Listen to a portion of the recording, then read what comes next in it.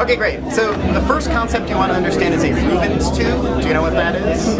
Okay, so a Rubens tube, basically take a tube, drill holes in the top, fill it with propane. You can imagine what that would look like if you lit the propane on the top. It'd be like your stove, right? A nice standing flame on the top. Okay, now you seal one end, and you put a speaker in the other end, and then you play sound down the speaker, it hits the end, and it bounces back. Where those waves collide, it changes the pressure in the propane in the tube. What that effectively does is draw an approximation of the sine wave in fire on the tube. Following? Okay, cool.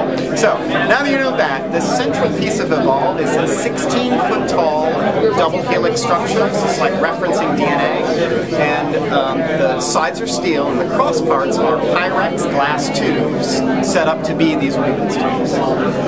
Okay? Set back from that, there is a smaller version of that same sculpture that operates as a theremin. Do you know what a theremin is?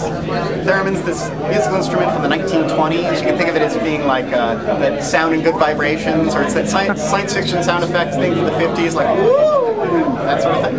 Okay.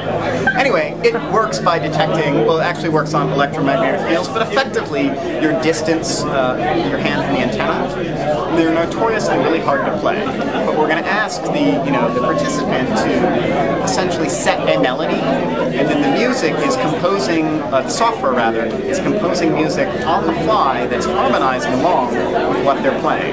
And also, it's as the melody that they're playing is more in tune with the music, it's a little louder, and there's more of an intense reaction. When they're kind of out, because they're not really playing notes, it's diminished.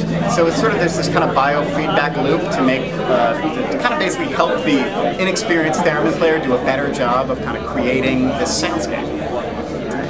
We're not done yet.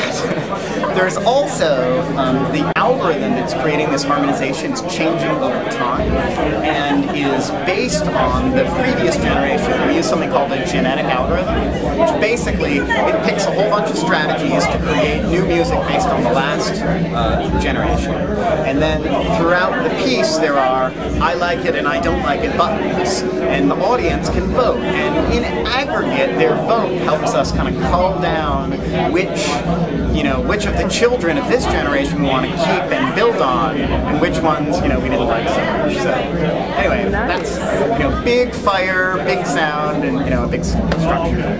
So that's Evolve.